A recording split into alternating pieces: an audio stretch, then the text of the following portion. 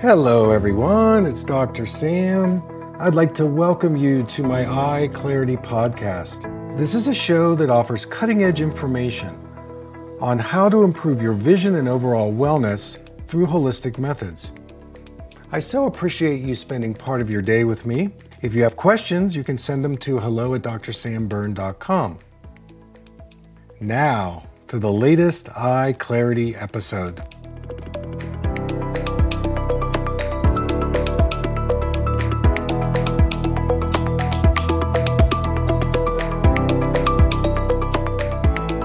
Hey everyone, great to have you on my EyeClarity podcast today. So I gave a session to somebody recently diagnosed with glaucoma, and she just had cataract surgery as well. She's also dealing with dry eye. But the point I want you to hear about is the relationship between her high myopia and her glaucoma. There is a very strong correlation to our refractive error and eye disease.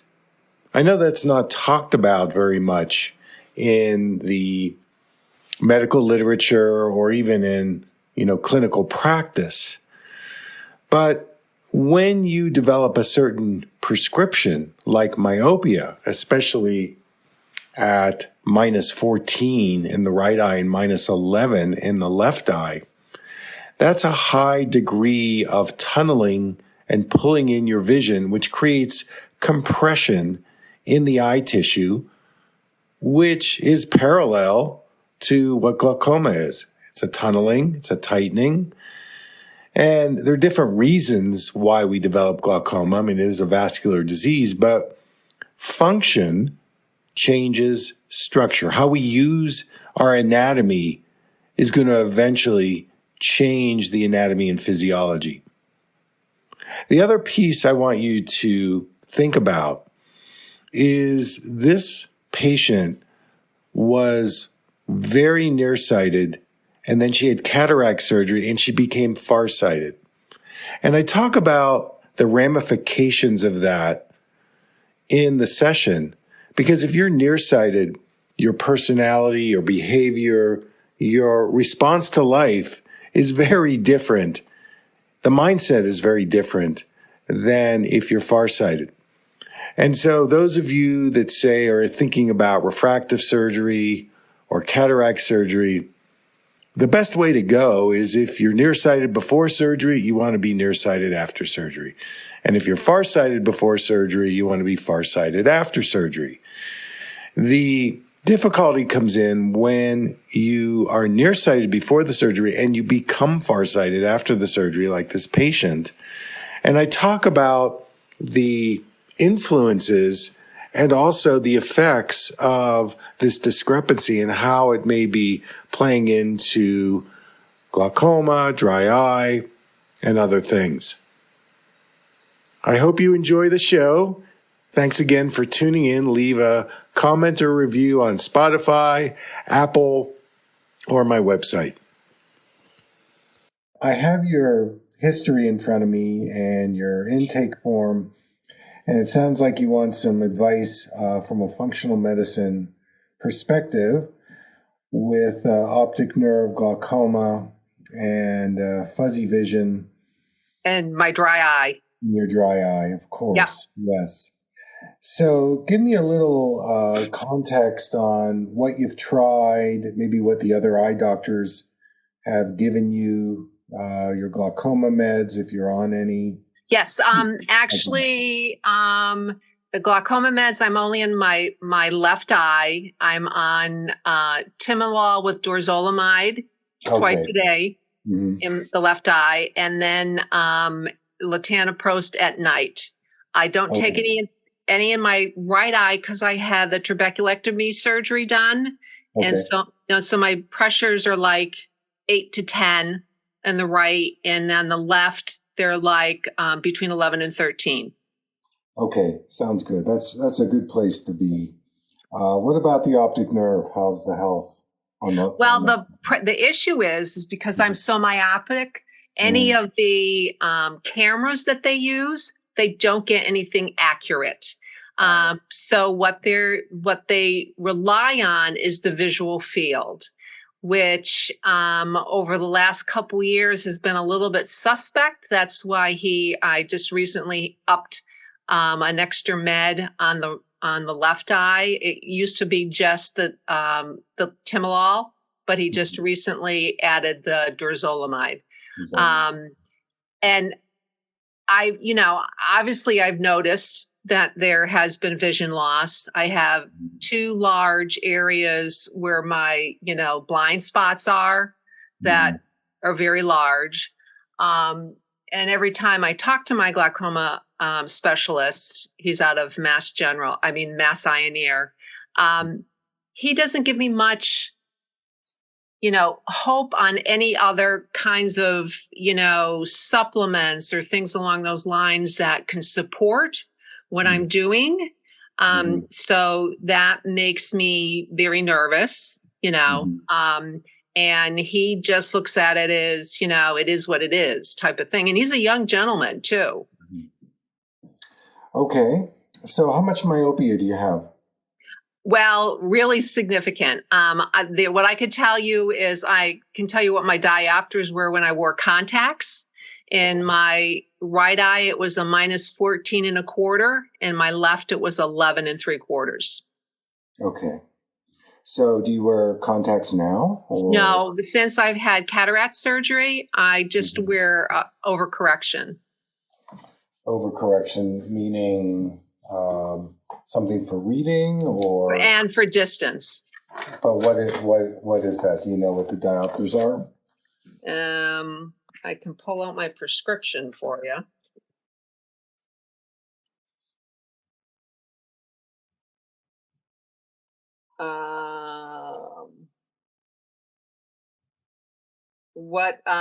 I have the sphere, the cylinder, the axis. Just give it all to me. OD is right eye, so you can start there. Is a plus 25.25. Yes. Cylinder is minus 2.25. Okay. Axis is 110. Got it. Left. Do you have an ad on that? But I also, with my distance, they've added prism. So I have a 4 in both eyes. Which direction? BO. Face out. Okay.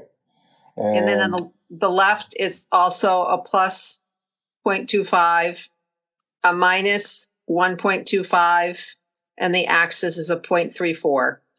Okay. Do you have a bifocal to that? My readers, I think, are 2.5. So do you just use readers from the drugstore or? No, they give me a prescription. I do a script for it. Okay. All right. So question, when did this glaucoma diagnosis come up for you? When I was, happy birthday, when I was 40. Okay, so a long time ago. Yeah. And then the dry eye, when did that emerge? I would probably say in my 50s, late 50s, mid to late 50s. All right. But I've also been diagnosed with macular degeneration, but that's more related to because I'm high myopia. And I've had some injections in the eyes, nothing consistent. The last one, I think, was 5 years ago. Okay. All righty. So you must have found me on social media, I guess. Yes, through you did a talk with, I think, either Jeff Brand or Perlmutter, either one of them. All right, Perlmutter. Yeah. So I guess you have consumed a little bit of my content. What is it about my perspective that inspired you enough to want to talk to me? Well, I do see a functional medicine doctor myself for other issues. Yes. So I have been looking for somebody to address the eye, and actually my sister helped me to geared towards you because she also uses a functional medicine doctor also. Right. So I understand the approach, and I, you know, and the funny thing is, I've been in medicine for 42 years, so I understand, some of the drug stuff, but at the same time, I also believe that you have to look at the core and, kind of peel back the onion on things. So what does that mean, you've been in medicine for? Well, in other words, you have a complaint, a symptom, people go to a doctor and they get a drug where, what is the underlying stuff going on? Okay. So what do you think the underlying stuff is? Well, for me, a lot of it is anatomy, because of my myopia. I have my eyeball's too long and it's just kind of stretching everything out. Okay. But you had the cataract surgery. Yes. So do you think that changed anything? I have not really thought about it. I mean, I know that after the cataract surgery, little, things have cropped up. Okay. Like what? Well, the dry eye. I see. Mm-hmm. Yeah. Yeah. Any floaters? Not really. Okay. All right. Well, I certainly have a lot to say, a lot to, propose to you. So it's kind of a paradigm shift. And so we're going to be more in the camp of Dr. Perlmutter and Dr. Bland in that sense. And let's talk first about the glaucoma situation, because the glaucoma situation is really an issue with vascular health. Mm-hmm. And of course, the key in preserving your optic nerve is the first and foremost strategy when you develop glaucoma. And so either you can use pharmaceutical drugs, you can do, iridectomies, trabeculotomies. That's kind of the more nuts and bolts mechanical approach. There are some other avenues that one could pursue, and I could propose those and see how that lands in you if you feel like, you'd like to embark on some of those things. So let's start with the more basic stuff, which you already may be doing. So the optic nerve needs a couple of things for preservation. The first thing it needs is a DHA-based, EPA-based, mostly DHA though, of omega-3. Mm-hmm. And again, you may already have these boxes checked off. I'm just going to go through. Yeah, I do. Yeah. So that's a no-brainer, omega-3. Another one that seems to have gotten some good results is a small dose of ginkgo. You're looking at maybe 80 to 100 milligrams a day of ginkgo. Also, there's another one that's really coming into popularity now called nitric oxide. Mm-hmm. And I actually created an optic nerve formula. Which I know, I saw that, the powder. Yeah, and alpha-lipoic acid. So that's a good vasodilator. And some preliminary studies have shown that it can help neutralize some of the vascular impediment effects. Another one is bilberry. That's helps improve not only optic nerve circulation but also retina and maybe even a little bit macula. Are you going to summarize and put this on a treatment plan or information onto the patient portal, or should I be writing all notes down? Well, I am recording this, which I will send you a copy of it. And so I find people learn when they go back and they write it down and they kind of take it in. But I'm also available. I can, give you these things also. But this is being recorded for you. And so everything that I'm saying is you will get a copy of that audio video. Okay. And so, sure. Okay. And then, there are more, let's say, new cutting edge things like red light therapy. I don't know if you've seen what's been talked about with red light, but there was an ophthalmologist in the UK. His name's Glenn Jeffries. And the Jeffries lab has been doing neuroplasticity research on the eyes for many years. Oh, really? It kind of misses the ophthalmology radar screen because it's related more to mitochondria stimulation. And when I talk to my colleagues about mitochondria in the retina or macula, they it's like deer in the headlights. They're just not really into that. But Jeffries took a group of subjects between the ages of 40 and 70 who were losing their eyesight to a variety of conditions. And he applied 3 minutes of red light to the eyes. It wasn't even a lot. It was like 3 minutes a day, a few days a week. And after the 12 weeks, the subjects increased their visual acuity readings by 22%. Unheard of in eye research. Usually you increase visual acuity 2%, 5%, maybe. And red light is getting a lot of interest now because what it does is you see, after about age 40, your retina starts to degenerate. That's in everybody. And it has one of, if not the highest metabolic needs of the body. The macula has the highest metabolic need of the retina. And so as the mitochondria goes down in producing ATP, something starts to grow in there called reactive oxygen species, which is bad stuff. It's like oxidative stress inflammation.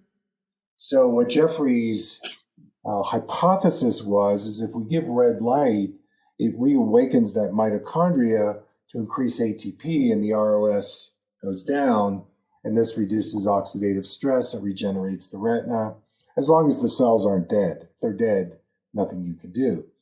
But if they're just clogged up with oxidative stress or inflammation, then the mitochondria like this red light, and the only stipulation is that you do it in the morning. That's where you get the best effects.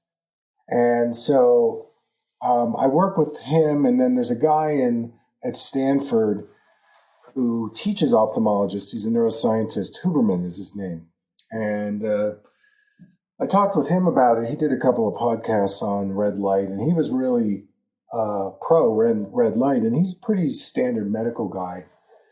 So between the two of them, I did my own research because I've been doing color therapy for 40 years, and I was getting some really good results. So then how do you apply it? Where do you get it? And there was a company affiliated with Jeffries in the UK called iPower. They were in the London area. And I said, send me some of your glasses. They were these special glasses, but they couldn't deliver. It was just, and the shipping was so expensive. So I did my own research and development with my own people, and I came up with a pair of red glasses, which has the exact tint, the 670 nanometers. That's what you need. That's the red frequency. And so people now are using these red glasses.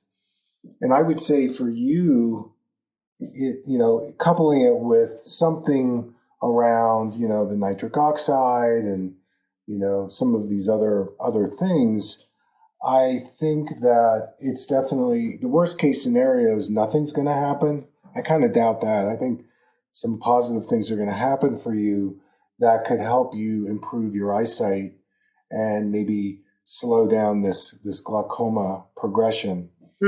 So, it's something I've written a couple of blogs on it. There's science behind it. You can look at some of the research and make your own decision. But so far, preliminary, it's positive, and you don't have to use drugs or surgery, which I like. And, it's just, I basically would do, if I were you, I would do it every day, do it in the morning. You don't need a bright light source. You can just do it looking out your window or, even in a dimmer room if you've got light sensitivity. And, 5 to 15 minutes, it's up to you. But in the morning, 5 minutes, and try it for a month and see what happens. I think that it's definitely worth at least knowing about, especially because you've got a lot going on. I'm going to pause here and see if you've got any questions either about the red light, about any of these nutrients I've talked about. I can go into more depth, or we can move on. It's up to you.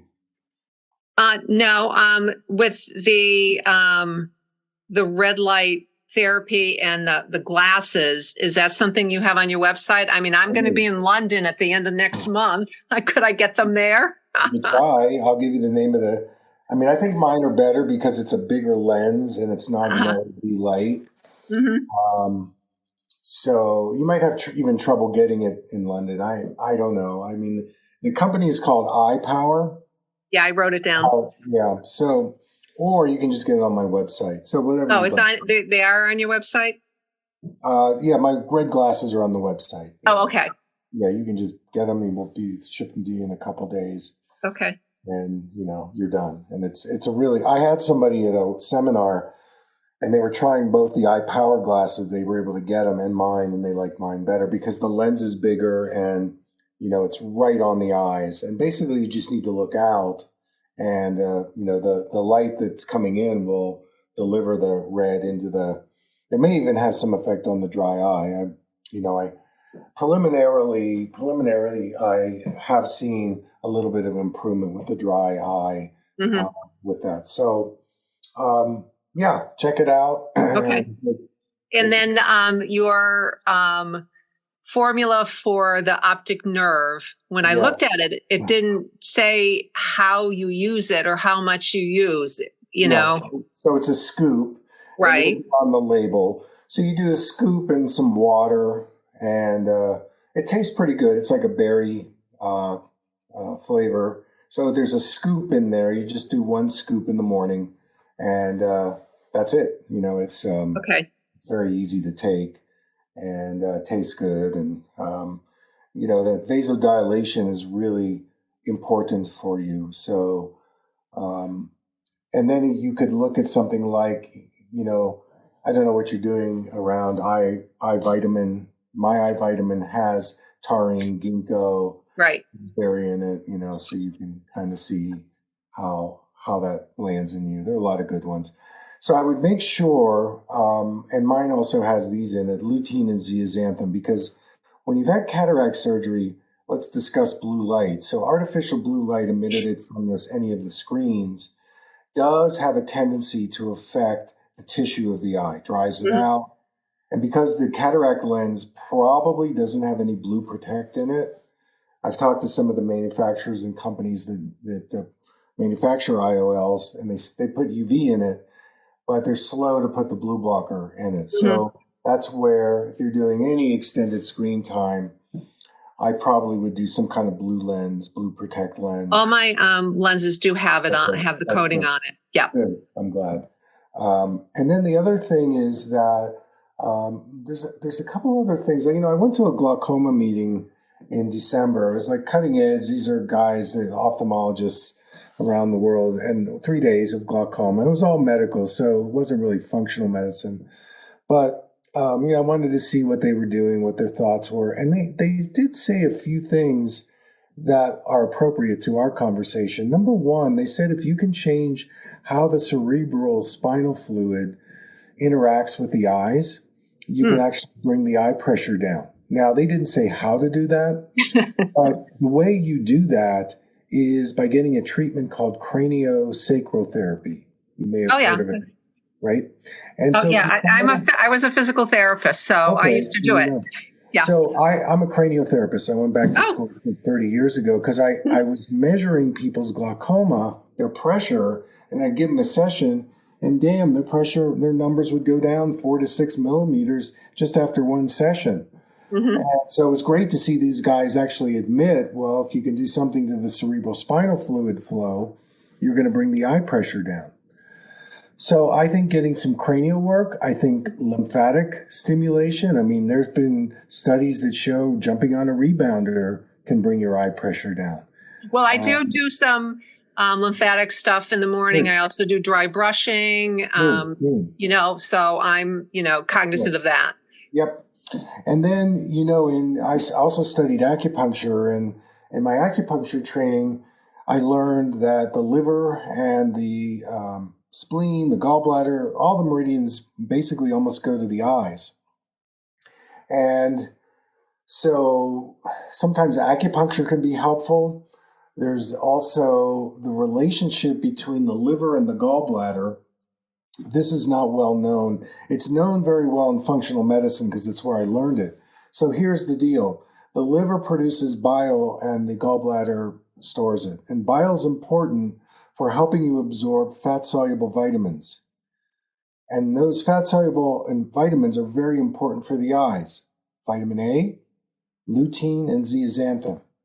So if there's any struggle with either producing or absorbing or storing the bile, I have created what we call gallbladder formula, which helps in the production and absorption of fat-soluble vitamins. And there's another piece to this that I learned in functional medicine, which is sometimes the pancreatic enzymes are not being produced, and they also will come in and help us in fat-soluble absorption. Right. That was one of the first things the functional medicine doctor did is check that. And I went through a whole regime of doing that. Yeah. Okay. Yeah. Not many people know about it. When I mention it to ophthalmologists, they've never heard of it. So again, if you study functional medicine, it's obvious. Because there have been a number of people who have been taking a lot of eye supplements, or they eat really well like you, and we add these two things, and that seems to help them reduce the dryness, the dry eye, and also helps their eyesight. But you've got that covered, so we'll move on.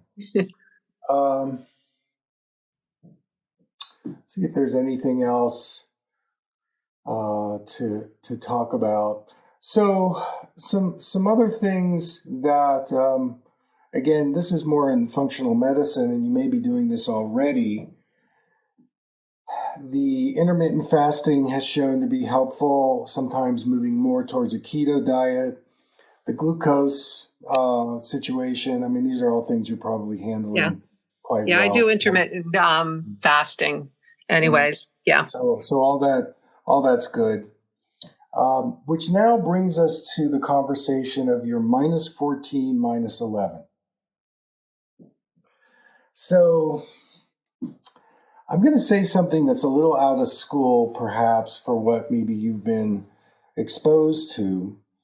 But what happens in nearsightedness is there's a tendency on a functional level, that's in other words, how we use our eyes, to tunnel our vision.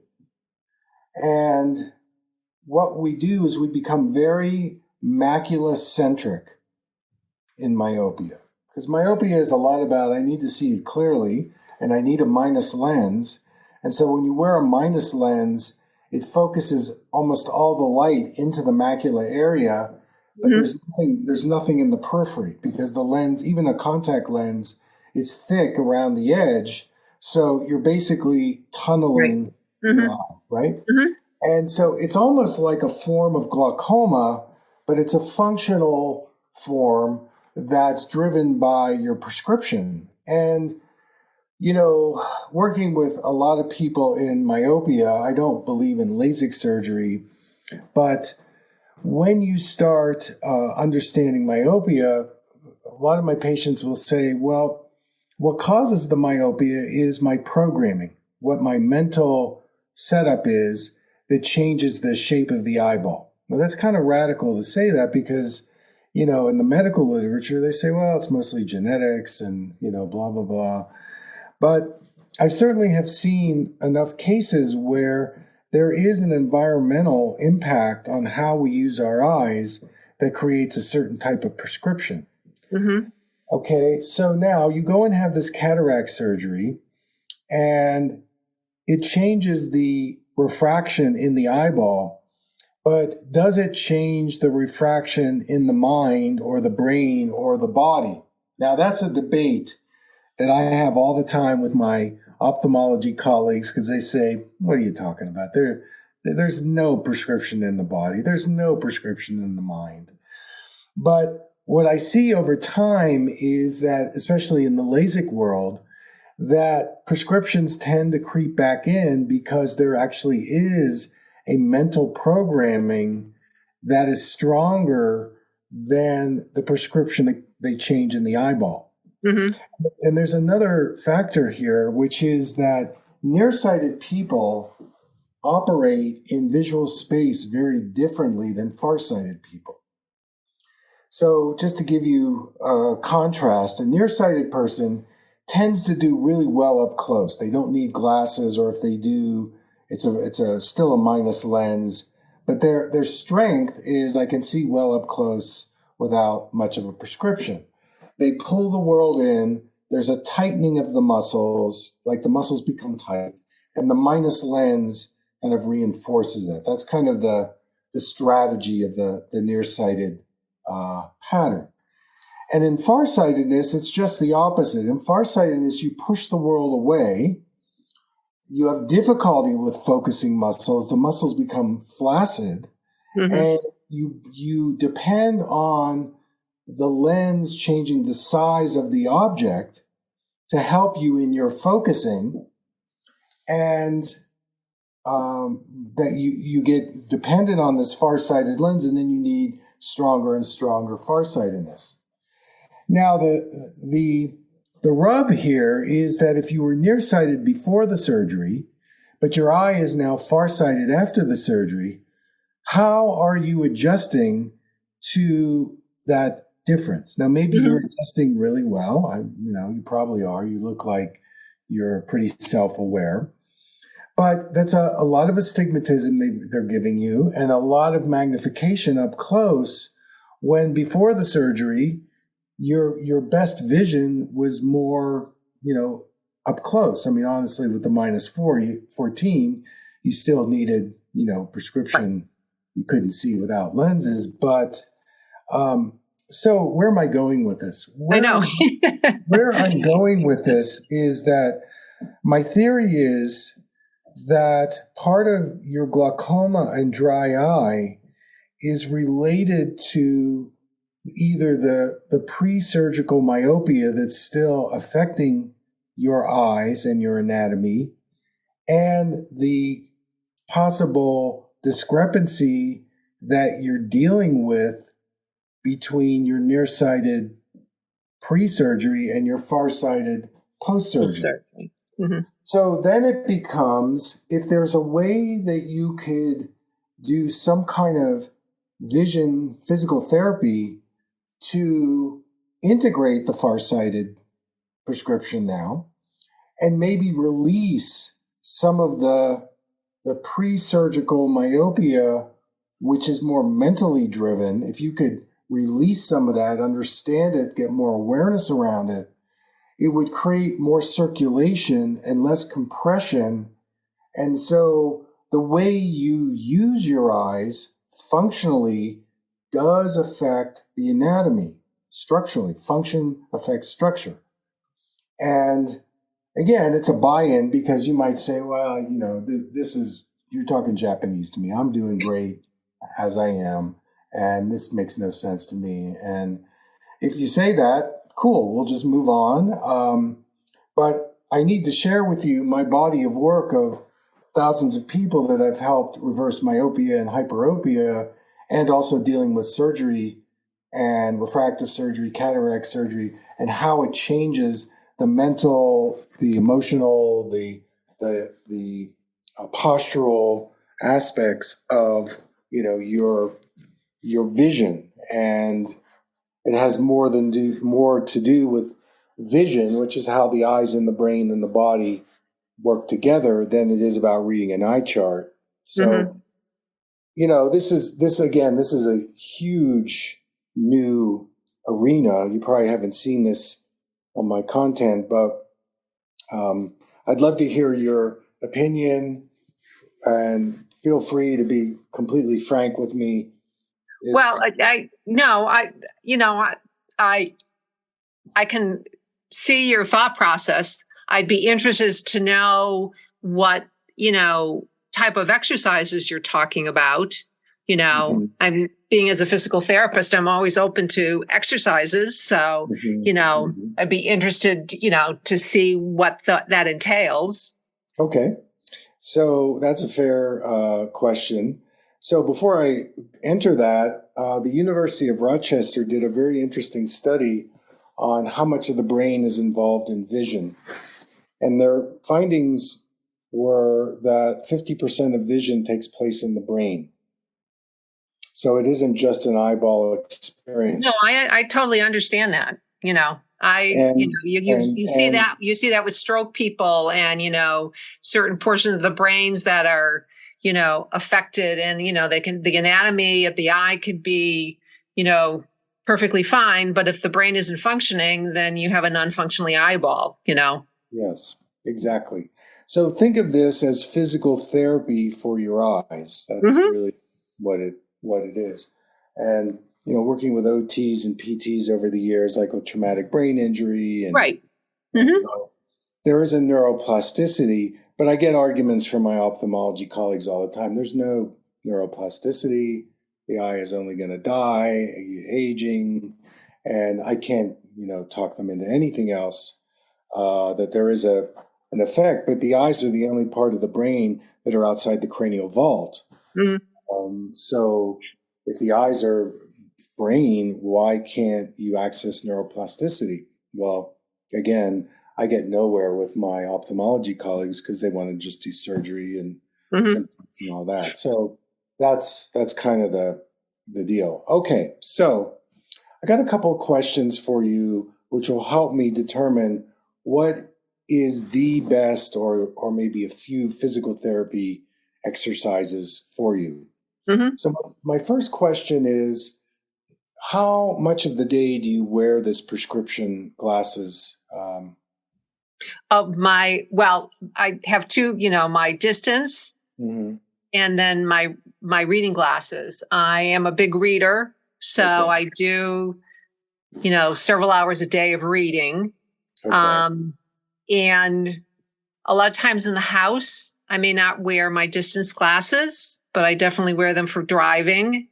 And when I'm out in public, I definitely wear them because with my glaucoma, I have problems with, light and constriction of the, my pupils, and being able to see, from light to dark, or from, dark to light, that type of stuff. So then I'll definitely wear them out then. So I would say glasses, I'm probably a good, 80 to 90% of the day I have something on. Okay. My next question is, what was the purpose of prescribing the prisms? From what I understand is the muscle imbalance that I have. I'm talking about subjective symptoms that you're having, not something in your muscle. Like what was your visual experience where they would even introduce prisms? Because prisms weaken your eyes and they also weaken the muscles. Not all prisms, but the prisms they're giving you. And it's actually converging your eyes even more, which is you can't access as much periphery. So it's not great. It's not a great prescription in terms of wellness. It's very symptom driven. I mean, were you having double vision? Were you having fatigue? Well, I think it might have been more. I felt one eye was working harder than the other.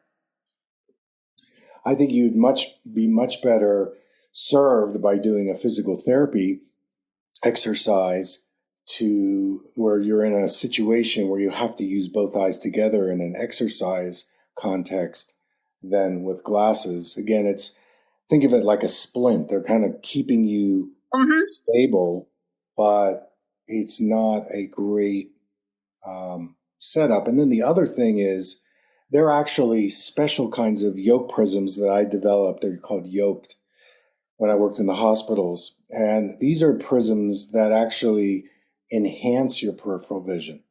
In other words, when you put them on, they take your peripheral, if you see my hands, and they move them out here.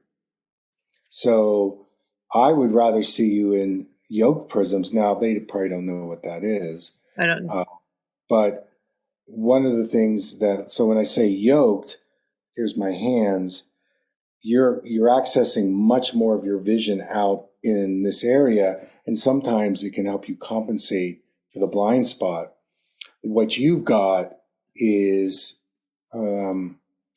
it's a symptom. They're trying to control a symptom, and those kinds of prisms are not great. So there's a couple of ways to go here. One way is that you sent me your distance prescription. I would be open to writing a new prescription for you with the yoke prisms in it, which will probably give you 20 to 30% more peripheral vision than what those have. And the other thing to consider. And where would I find somebody that does yoke prisms? They just have to fill it. It doesn't matter. I mean, I'm. So in other words, it would go to a lab and do it. Yeah, any lab would do it because they're just going to follow. So I'm medically licensed in 50 states, so you can go to an optical store and you take the prescription in, and they'll make them for you.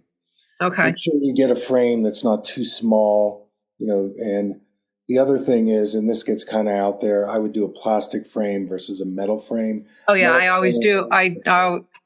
Most of I have plastic. Yeah. Yeah. Okay. So then what you'll do with those base down yoke prisms, so we're going to do base down in each eye instead of base out. Just start wearing them around the house and wear them, and you're probably going to notice you're going to have more vision, maybe you'll have less blind spot. And so neuroplasticity wise, it's stimulating your retina differently because it's moving the light in a different angle into the retina and the optic nerve. And you can let me know how you do with it. But to me, that's an easy upgrade. Okay. And then the next thing you could do, there's a couple of things that I'll propose to you, and you can kind of decide how you want to approach it. One thing that happens when you wear a plus lens, what you're wearing, farsighted, is it does in some ways make your eye muscles less responsive to focus. And one of the ways to counteract that weakness that starts to come in is getting yourself a pair of what we call pinhole glasses. And you can get those online anywhere. And you'll be surprised when you put those on, you'll actually be able to read without the magnification. And wearing those a few minutes a day, it's going to make you move your eyes through the holes. And it's like an exercise. It actually strengthens your eye muscles. So that would be something that you could do. It'll even help your distance. So I would just do it in the comforts of your home, just to wear something other than a prescription that's weakening your eyes, because that's what your farsighted prescription is doing. So that would certainly be easy.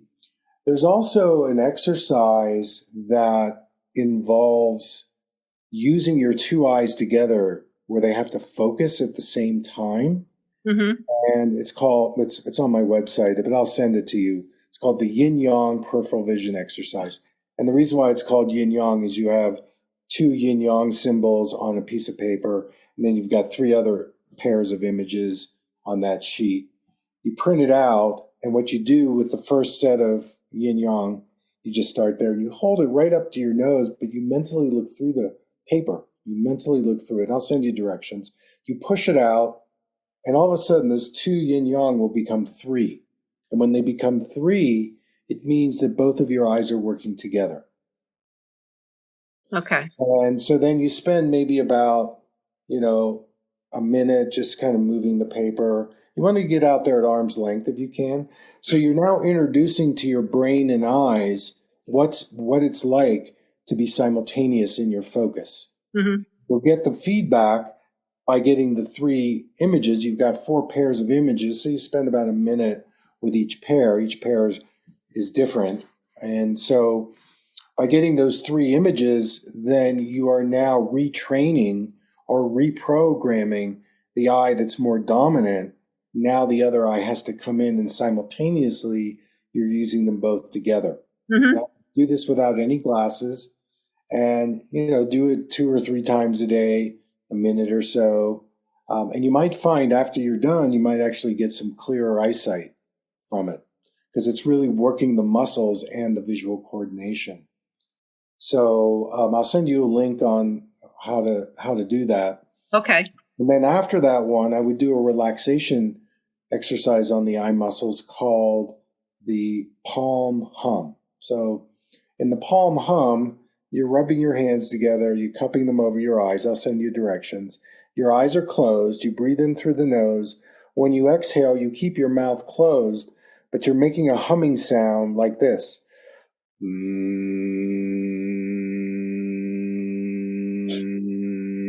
So you're going to get vibration in your jaw, in your face, and it's going to echo into the eye muscles. And also, because your hands are over your eyes, these are going to be kind of like tuning forks. Oh, okay. Whenever you put sound into the eyes, it's going to open up compression. It's going to bring better circulation. Sound healing is, a lot of people use it. Anyways, you do 6 or 8 of the hums. You keep the hum contained in your face. After that 6th hum, you can drop your hands and slowly open your eyes. And people report to me they see things much more clearly, and they don't need their distance glasses for a while. So it's certainly something that if you could try it and see if it does that for you. But it's a way to bring more of the parasympathetic nervous system into it, create more relaxation, more circulation. It's an organic way to improve your eyesight. So the yin yang, and then do the palm hum after that.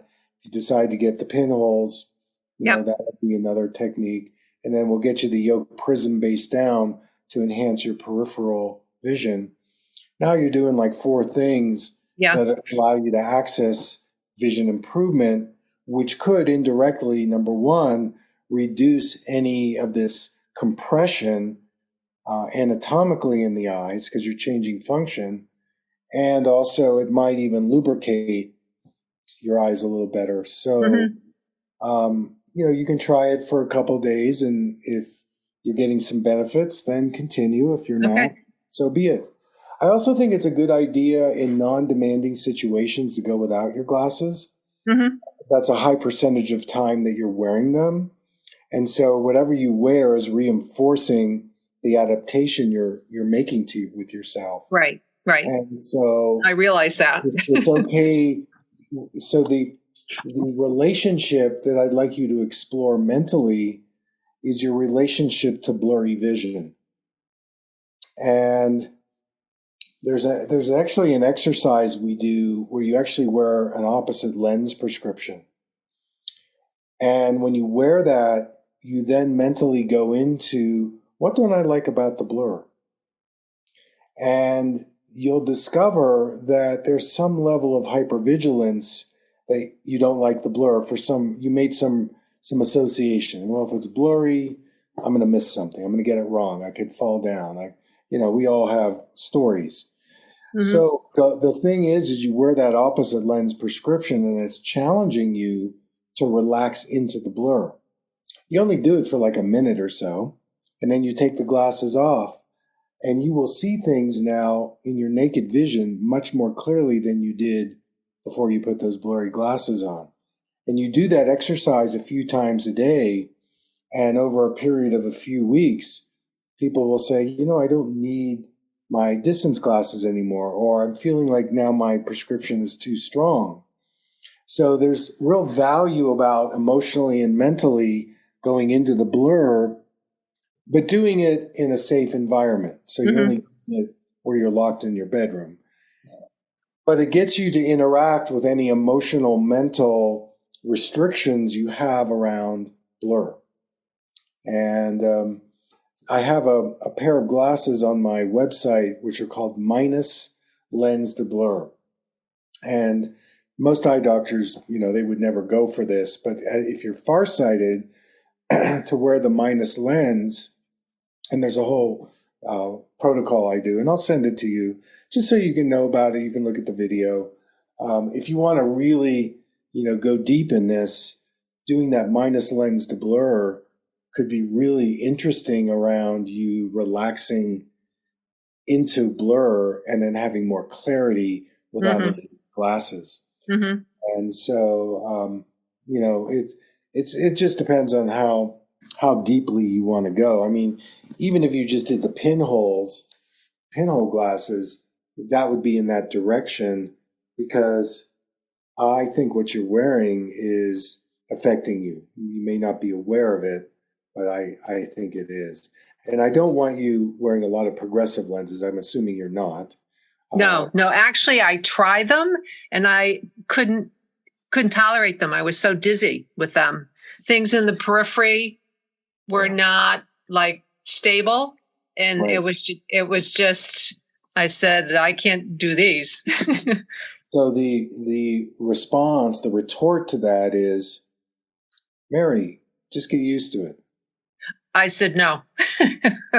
Well, you're one of the few that got out of prison with that, because the doctor will just say, no, you'll get used to it. See, that really weakens your vision, and it actually puts more pressure on your maculas, because the only part of the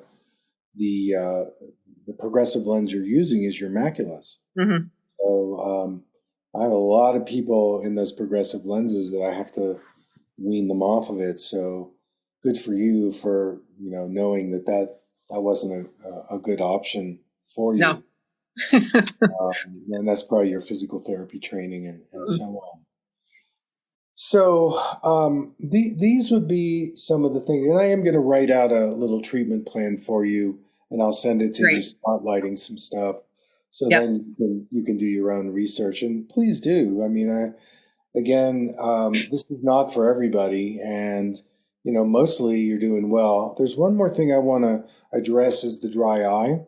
Mm-hmm. And so, being a chemist, I developed some really awesome eye drops, which you've probably seen, called MSM, and sulfur molecule that helps detox the eye, lubricates, it's anti-inflammatory.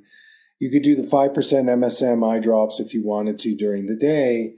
And then in the evening, I created organic castor oil eye drop. Yeah, I saw that. With an ointment. It's like I use it as an ointment. So I put it on the outside part of my eyelids before bed, and it's very moisturizing. And with your dryness, I think possibly the castor oil could really help you in the evening, and then you could try the MSM during the day if you wanted to.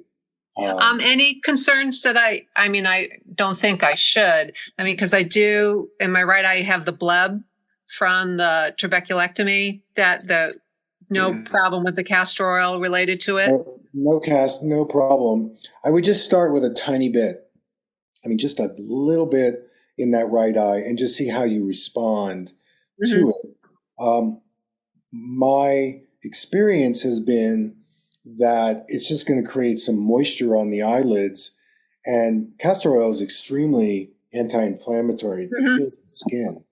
So, I mean, what I like to do with these things, everybody is different. Like even with your glaucoma meds, just wait 15 minutes after you've done the glaucoma meds before you do these. If you're going to do these MSM and or castor oil, that's safe. And then with the castor oil, just use a tiny bit on that right side and see how it responds. I mean, I've worked with people with corneal transplants, with the retinal detachment, where they've had to put the oil in the retina, and they do well with the castor oil. They always go towards that, and they go away from the pharmaceutical drugs, because that dries you out even more. I mean, I got to tell you, those glaucoma meds are going to create more dryness. No, I know that. Yeah. The left eye is always drier than the right eye. And so that's where you need to counteract that with, I mean, even doing the Similasan homeopathic eye drops, they're safe. I would start doing some more natural kind of eye drops like MSM, like homeopathic during the day, and hydrate your eyes 4 to 5 times a day, and then doing the castor oil at night. Mm-hmm. You know, some people, they can do a lot of it. Some people, they go, I just need a little bit of it. They use too much. Their eyes may get red. They may burn. So it just says, because there's a detoxification aspect to these eye drops. It's going to push the toxins, the drugs, the surgical things that you've absorbed in the eyes out. Mm-hmm. So you need to start slow in the application of them. But it's like eating organic food, you know. It's like at first, if you've been eating processed food, yeah, you're going to feel sick and bloated, and, you know, you're going to detox and stuff may come out of your skin. It's the same thing here. Mm-hmm. Doing a detox on your eyes with these kinds of eye drops. So start very, very slowly. You could even just say wet a soft cloth and put a drop of the castor oil on the soft cloth, the wet cloth, and use it as a compress over the eye. Mm-hmm. That's even more indirect. And just see how your eye responds and follow that. Okay. It's worth a try it because the castor oil, there's actually a study that was published. Ophthalmologists used castor oil to reduce meibomian gland dysfunction and the significant reduction in inflammation in the eyelids by using the castor oil. It's not well known. Because they want you to use Restasis and steroids. But when I found that study, I was like, well, that's interesting. Why isn't that in the mainstream? And they used homogenized castor oil in the eye to reduce dry eye, and the results significantly, they say the word, significantly reduced dry eye symptoms. So that's why I went for it, and you know, it works well. So you got a lot of things here. I know. I'll send you links. I'll send you information. You know, keep digesting my information. See what feels right. The more intuitive you are with it, if you get a yes, do it. If you get a no, don't. If you're uncertain, then just wait. But you're very intuitive, and so use your intuition. Yeah, this makes sense to me. Okay, I don't want to do that. And just kind of learn better regulation in your eyes, what you're going to give it. And, you know, you can improve your vision even if you get older, even with this glaucoma. What happens is the glaucoma fades in the background and you still have it, but it's not affecting you nearly as much. Right. Especially if you start doing the physical therapy. That's very aggressive. You know, that you're really confronting the vascular health at that point on a functional level, which is very potent. Well, this, you know, a lot of really good, helpful information, like you said, that certain things that I know that I will definitely do, you know, keep in touch, send me an email, let me know how you're doing, you know, and at some point we can circle back and see what's improved, where you want to go more. You know, the less medical interventions you do now, the healthier your eyes are going to be. And that's mostly in the pharmaceutical. Well, yeah. Well, that's my whole thing too. You know, you know, I know at one time before we did surgery to my right eye, I was up to, you know, 5 different drops before they, you know, did surgery to get the pressure down. Absolutely. So, that's the main way to try to control it. Right. And, there's many other things. You know, when I learned acupuncture and we were in the clinic and we were working with glaucoma patients, we actually saw quite a lot of improvement with acupuncture. And when I would do craniosacral and measure people's eye pressure and visual fields, I couldn't believe in one session how much better they saw just by getting more of that cerebrospinal fluid flowing in the brain and in the eye. So, even meditation, there's a study out that says if you meditate, it can bring your eye pressure down. That was one of the research papers that came out at that glaucoma meeting.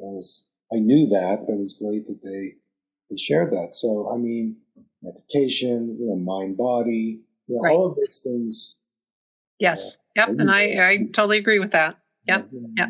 Well, I really thank you for your time. You're so welcome. Yes.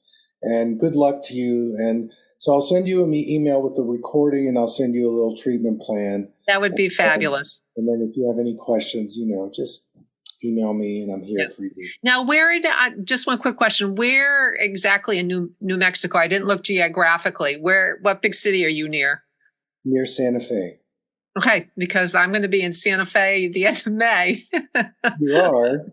Yeah, my daughter lives in California, and one of her big things is she wants to go to the Georgia O'Keeffe Museum. So we're going to do some time in Santa Fe and then go out to the ranch and stuff like that. Ghost Ranch, Make a reservation for Ghost Ranch because it does fill up. No, that's what we just got our plane tickets, and then that's what we're doing next.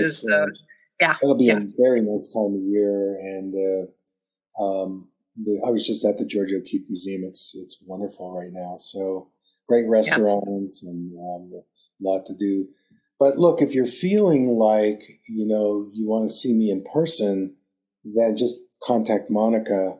Yeah, and do that. And you don't have to. I'm not requiring you. No. It'll be more on you. But if you felt like you wanted to come and see me. I was just, like I said, I was just kind of, curious. Like I said, I didn't sit down geographically to find out where you were. Yeah. We're right across the street from the opera, just north of Santa Fe, a village called Tasuki. It's another Native American reservation. So, anyway. All right. So I'll wait for your email, and I have a lot of stuff to work on here, and well, to me, there's things that I can do. I just didn't like the medical community to say to me, it is what it is, so this is encouraging to me to try them and, see what happens, so there's something out there. Oh, totally. Yes. Yeah. Very much so.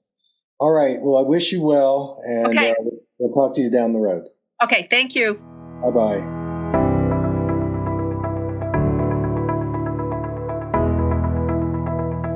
Thank you for listening.